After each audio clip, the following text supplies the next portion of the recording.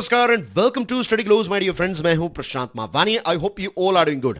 दोस्तों, आज हम एक बहुत ही इंपॉर्टेंट विषय पर विस्तार से डिस्कशन करने वाले हैं। कॉप 28 के साथ जुड़ी हुई ये बात है, राइट। बैकग्राउंड में आप देख सकते हैं बुर्ज अल खलीफा, राइट। तो हम बात कर रहे हैं कॉप 28 जो दुबई में चल रही है, यूएई में। और ये जो कॉप 28 है ना, इसकी शुरुआत में ही हमें एक बहुत पॉजिटिव चीज देखने को मिली, that is loss and damage fund जो है ये ऑपरेशन में आ चुका है। तो हम समझेंगे कि ये लॉस एंड डैमेज फंड जो है वो एक्चुअली है क्या, इसका इंपॉर्टेंस क्या है। कॉप 28 के साथ जुड़ी हुई लेटेस्ट चीजों को समझने का प्रयास करेंगे। ये जो समिट है इसका मेन लक्ष्य क्या है, मेन टास्क अब जो है वो क्या क्या है वो समझेंगे। फिर जो पेंडिंग चीजें हैं एलएनडी के साथ जुड़ी हुई, लॉस एंड डैमेज के साथ जुड़ी हुई, तो इसको समझेंगे। भारत का स्टैंड एलएनडी को लेकर क्या है ये समझेंगे। और बेसिकली आज की जो हमारी डिस्कशन है एक बहुत ही इंपॉर्टेंट टॉपिक, कॉप 28 के साथ जुड़े हुए इंपॉर्टेंट जो भी मुद्दे हैं, जो भी इश्यूज हैं, इनके मींस बर्ड्स आई व्यू भी आपको मिलेगा, right. So it's going to be a very very important topic. And you know कि कॉप 27, कॉप 15, कॉप 16, ये अलग अलग जो मीटिंग्स होती है ना, इसके साथ जुड़े हुए क्वेश्चंस आपको हर साल प्रीलिम्स में भी पूछे जाते हैं, मेंस एग्जामिनेशन में भी पूछे जाते हैं, क्योंकि ये एक ऐसा टॉपिक है जो दुनिया के सभी जीवों को, सिर्फ ह्यूमन बींग्स को नहीं। अगर टेररिज्म है तो ये सिर्फ ह्यूमन बींग्स को प्रभावित करता है, लेकिन क्लाइमेट चेंज जो है ना वो सारी की सारी इकोसिस्टम जो है, और इस इकोसिस्टम में जितने भी लिविंग बींग्स हैं, जितने भी लिविंग ऑर्गेनिजम्स हैं, एक छोटे से माइक्रोब से लेकर आप ब्लू व्हेल तक की जो पूरी रेंज है, इसमें ह्यूमन बींग्स भी आ गए, तो सभी को टच करने वाला ये टॉपिक है। तो it is one of the most important topic, not only for exam, लेकिन दुनिया के लिए भी एक बहुत ही इंपॉर्टेंट विषय बन जाता है। दोस्तों, आप देख रहे हैं स्टडी ग्लोज। आप मेरे दूसरे लेक्चर्स क्यूरियसली एजुकेशन नाम की यूट्यूब चैनल पर भी देख सकते हैं। हमने लॉन्च किया है एक नया प्रोग्राम, इसका नाम है लिमिटलेस लीडरशिप। ये जो प्रोग्राम है दोस्तों, इसका नंबर 1 लक्ष्य जो है वो ये है कि एक बार आपने अपनी लीडरशिप स्किल्स को पहचान लिया, एक बार आपने ये चीज समझ ली कि आपके अंदर भी लीडरशिप का पोटेंशियल है, आप इसको अनलॉक कर सकते हैं। आप कुछ ऐसी चीजें हैं जिसको फॉलो कर सकते हैं, प्रैक्टिस कर सकते हैं, जिससे आप अपने प्रोफेशनल और पर्सनल जीवन में लीडरशिप की स्किल्स को इंप्लीमेंट कर सकते हैं। और ऐसा नहीं है कि सिर्फ कोई एक प्रोजेक्ट के लिए, पूरी जिंदगी आपके जीवन में इतने सारे अलग अलग चांसेस आएंगे जहां पर आप लीडरशिप स्किल्स को अप्लाई कर पाएंगे। तो ये सारी चीजें जो हैं वो आपको समझाना, और इसके साथ साथ कुछ ऐसी ऐसी चीजें आपको दिखाना, कुछ ऐसे रिचुअल सेट करना जिससे आप इसको हर रोज इंप्लीमेंट कर सकें। That's the main goal of this particular programme, ताकि आप अपने सपनों को हासिल कर सके। ठीक है, इस कोर्स के साथ जुड़ी हुई सारी डिटेल्स आपको हमारे मोबाइल ऐप पर मिल जाएगी। Now dear friends, let's talk about L and D funds, right. L and D funds का फुल फॉर्म है लॉस एंड डैमेज फंड। सबसे पहले कुछ बेसिक चीजों को समझ लेते हैं। इसको कब स्थापित किया गया था? कॉप 27 में। कॉप 27 की मीटिंग कहां पर हुई थी?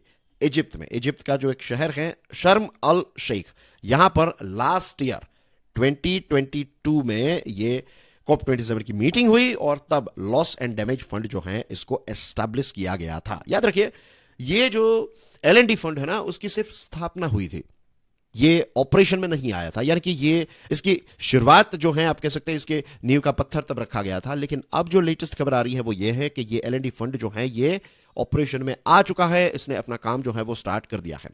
एलएनडी फंड जो है इसका मेन लक्ष्य क्या है? जो सबसे वल्नरेबल देश है, जो सबसे पीड़ित देश है, क्लाइमेट चेंज की वजह से सबसे ज्यादा प्रभावित होने वाले जो देश हैं, उनकी मदद करना, उनको सपोर्ट प्रोवाइड करना। जो क्लाइमेट चेंज की वजह से, क्लाइमेट रिस्क की वजह से जो नेगेटिव कॉन्सिक्वेंसेस होते हैं ना, लेट्स से छोटे छोटे आइलैंड देश जो हैं, तो सी लेवल जब बढ़ने लगता है, और सी लेवल कब बढ़ता है? जब बर्फ पिघलती है। एंटार्क्टिका, आर्टिक में जब बर्फ पिघलती है तो पानी का लेवल जो है वो ऊपर आने लगता है, और इसकी वजह से बहुत सारे छोटे छोटे आइलैंड देश जो हैं वो डूबने की कगार पर आ चुके हैं।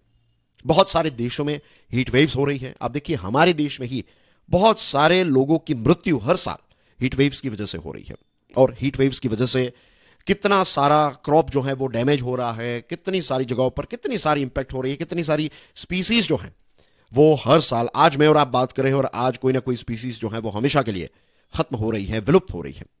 एक्सट्रीम वेदर इवेंट्स हो रही है, बहुत सारी जगहों पर बहुत सारे साइक्लोन्स हो रहे हैं, राइट। बहुत ज्यादा बर्फ पिघल रही है, कुछ जगहों पर बहुत ज्यादा ठंड पड़ रही है। तो ये अलग अलग जो एक्सट्रीम इवेंट्स हैं, एक्सट्रीम वेदर इवेंट्स हैं, इसकी वजह से जो नेगेटिव कॉन्सिक्वेंसेस हो रहे हैं अलग अलग देशों पर, तो ये फंड के माध्यम से, ये पैसों के माध्यम से उन देशों की मदद की जाएगी। जी हां, खास करके जो डेवलपिंग देश है वो ये सारी इंपैक्ट्स को कॉप कर सके, उनको हैंडल कर सके, इसको लेकर ये फंड जो है इसको एस्टैब्लिश किया गया। और इकोनॉमिक और नॉन इकोनॉमिक लॉसेस जो हैं उनको कवर करने के लिए ये फंड जो है वो काम करेगा। और इसके साथ जो डेवलपिंग देश है जिनके पास जनरली उतने ज्यादा पैसे नहीं हैं, तो ऐसे गरीब देश, डेवलपिंग देश जो हैं, तो उनको पैसे दिए जाएंगे, उनको फंड प्रोवाइड किया जाएगा ताकि वो ऐसा इंफ्रास्ट्रक्चर जो है वो क्रिएट कर सके जिससे वो क्लाइमेट चेंज के साथ जुड़े हुए जो रिस्क हैं उनको मिटिगेट कर सके। हो सकता है कि बहुत सारे ऐसे रिस्क हैं उनको हम अवॉइड नहीं कर सकते, वो तो होंगे ही, लेकिन उनको हैंडल करने की क्षमता जो है वो डेवलप हो जाए। तो इस चीज को लेकर ये L&D फंड्स जो हैं इनकी स्थापना की गई। तो दोस्तों आई एम श्योर ये इंट्रोडक्शन से ही आपको पता चल गया कि ये L&D फंड्स जो है वो कितने इंपॉर्टेंट है, इज़न्ट इट।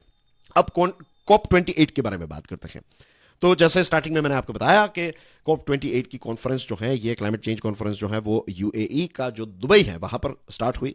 और इसकी शुरुआत जो है आप समझ लीजिए कि एक बहुत ही पॉजिटिव स्टेप से शुरुआत हुई है। This reminds me of our day to day life, right. अगर हम सुबह उठते हैं और स्टार्टिंग से ही हम पॉजिटिव चीजों से अगर दिन की शुरुआत करते हैं तो चांसेस काफी ज्यादा बढ़ जाते हैं कि आपका पूरा दिन जो है वो काफी ज्यादा पॉजिटिव रहेगा। वैसे ही अगर इतनी बड़ी समिट जो है उसकी शुरुआत एक पॉजिटिव चीज से होती है, एक बहुत बड़ी चीज से होती है, तो आशा जो है वो यही रहती है, होप यही रहता है कि पूरी समिट जो है उसके बहुत सारे अच्छे रिजल्ट्स जो है वो हमें देखने को मिलेंगे। अब मेंबर देशों ने यह तय किया है कि क्लाइमेट डिजास्टर फंड जो है इसकी स्थापना तो हो चुकी है, अब इसको ऑपरेशनलाइज करने की शुरुआत जो है वो हमें कर देनी चाहिए। और यही चीज हुई 30 नवंबर को। ये जो L&D फंड है ना, ये ऑपरेशनलाइजेशन में आ गया, ये स्टार्ट हो गया। किसी चीज की स्थापना करना और किसी चीज की शुरुआत करना, इसमें एक डिफरेंस होता है। फॉर एग्जाम्पल, किसी शहर में, किसी डिस्ट्रिक्ट में अगर आप बड़ी हॉस्पिटल जो है उसका शिलान्यास करते हैं तो उसकी एक शुरुआत हो जाती है, लेकिन जब हॉस्पिटल का उद्घाटन होता है तब से पेशेंट्स जो है वहां पर जा सकते हैं। तो यहां पर यही हुआ है कि COP27 में शिलान्यास हुआ था और COP28 जो है तो इसमें इसका उद्घाटन हो चुका है, राइट। और क्योंकि 30 नवंबर को इसकी शुरुआत हो गई, तो जब ये अनाउंस किया गया तो जो डेलीगेट्स वहां पर मौजूद थे उन्होंने एक स्टैंडिंग ओवेशन दिया। दिस इटसेल्फ इंडिकेट्स कि ये अपने आप में कितनी बड़ी बात है। दुनिया के अलग अलग जो डेलीगेट्स हैं, दुनिया के अलग अलग देशों के डिप्लोमेट्स, उनके इंपॉर्टेंट रिप्रेजेंटेटिव्स यहां पर थे और सभी ने एक स्टैंडिंग ओवेशन दिया। दिस इटसेल्फ इंडिकेट्स कि ये एक बहुत बड़ी बात है। अब देखिए, टोटल $475 मिलियन जो हैं वो इस फंड में इकट्ठा हो चुके हैं। यूरोपियन यूनियन ने $245.39 मिलियन दिए। जर्मनी ने $100 बिलियन, बहुत बड़ा कंट्रीब्यूशन जर्मनी ने किया। फिर यूएई ने कहा कि हम भी $100 बिलियन देंगे। यूएसए ने बहुत कम पैसे दिए हैं, to be honest, right, $17.5 million only. Japan ने $10 मिलियन दिए, ये भी थोड़ा कम है कंपेयर टू जापान की जो ताकत है। यूके ने रीजनेबली अच्छा कंट्रीब्यूशन किया है, लेकिन यूके की जो ताकत है उसके कंपैरिजन में कम है, लेकिन एनीवेज $51 मिलियन जो है वो यूके ने दिए। तो टोटल आप समझ लीजिए रफली स्पीकिंग $475 मिलियन जो है वो इस फंड में आ चुके हैं। तो ये अपने आप में एक बहुत बड़ी शुरुआत है। टू बी ऑनेस्ट, अगर आप क्लाइमेट चेंज को लेकर जो फंड्स की रिक्वायरमेंट है उसको स्टडी करेंगे देन यू विल फाइंड कि ट्रिलियंस ऑफ डॉलर्स की जरूरत है, उसके कंपैरिजन में ये कुछ नहीं है। लेकिन दोस्तों, यहां पर जब मैं आपसे डिस्कशन कर रहा हूं तो लाओ त्सू साहब की जो एक बात है, वो एक कोट है, वो मुझे याद आ रहा है कि एक बड़ी सी जो जर्नी होती है ना, उसकी शुरुआत एक छोटे से कदम से ही होती है। तो यहां पर ये $475 मिलियन को मैं अंडर एस्टिमेट नहीं कर रहा हूं, अपने आप में बहुत बड़ा अमाउंट है ये, लेकिन जो फंड चाहिए उसके कंपैरिजन में कम है। लेकिन ये छोटे से स्टेप से इसकी शुरुआत तो हो चुकी है ना। This is something that we should appreciate. आपकी स्क्रीन पर यहां पर जो ये शेख साहब हैं, तो इनका नाम है सुल्तान अल जाबेर। और सुल्तान अल जाबेर जो हैं ये COP28 के प्रेसिडेंट हैं, यूएई के हैं, और यूएई की एक बहुत बड़ी कंपनी है, राइट, पेट्रोलियम के साथ जुड़ी हुई कंपनी है, ऑयल इंडस्ट्री की एक बहुत बड़ी कंपनी, राइट, एडनॉक इसका नाम है, यूएई की सरकारी कंपनी है। तो इसके भी प्रेसिडेंट, सीईओ जो हैं, ये सीईओ ये जावेर साहब है, राइट।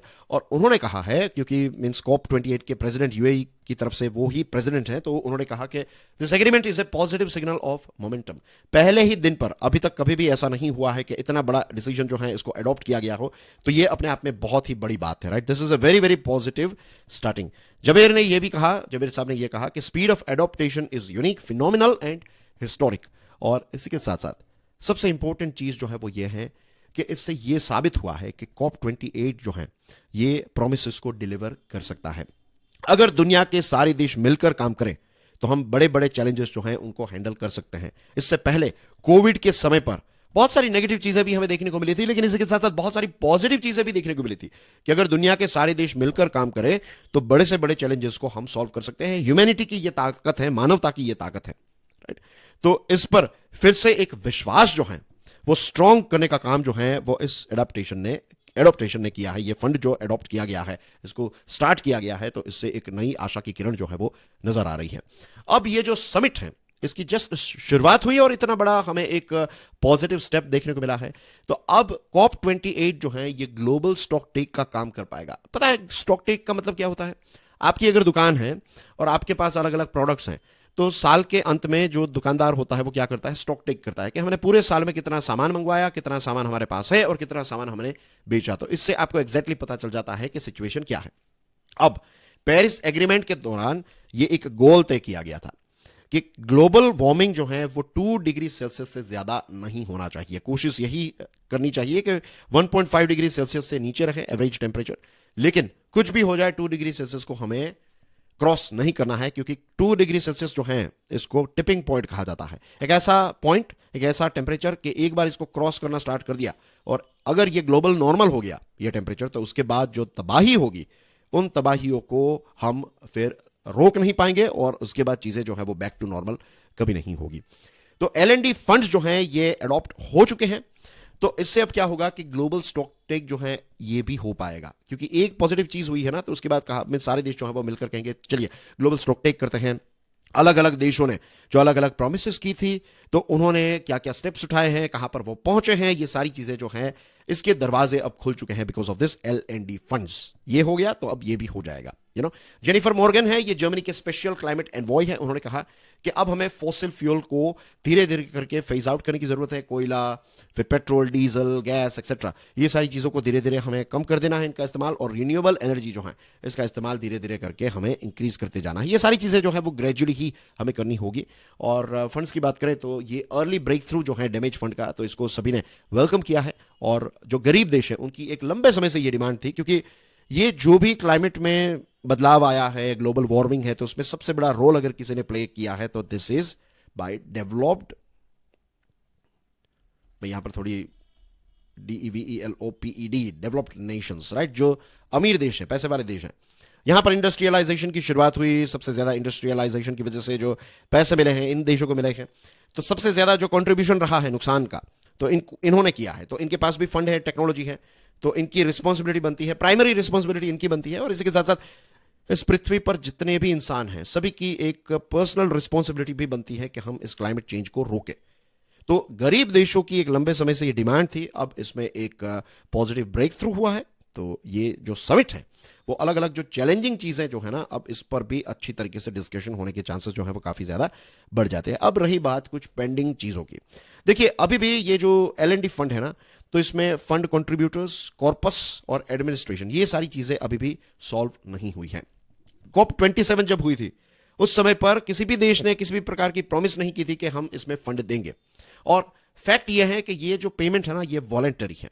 अब स्टार्टिंग के टाइम पर कुछ देश जो है वो पैसे देंगे, उसके बाद वो पैसे देना बंद कर देंगे, तो इट्स ऑल वॉलंटरी कंट्रीब्यूशन। तो यहां पर हमें कुछ बेंचमार्क सेट करने की जरूरत है, कुछ रूल्स एंड रेगुलेशन सेट करने की जरूरत है कि इतने पैसे इतने देशों को देने पड़ेंगे, ठीक है। जीडीपी के हिसाब से, उनके इनकम के हिसाब से एक आंकड़ा जो है वो तय किया जा सकता है। और यहां पर मैं रिच देशों की बात कर रहा हूं, पैसे वाले जो देश है उनकी बात हो रही है।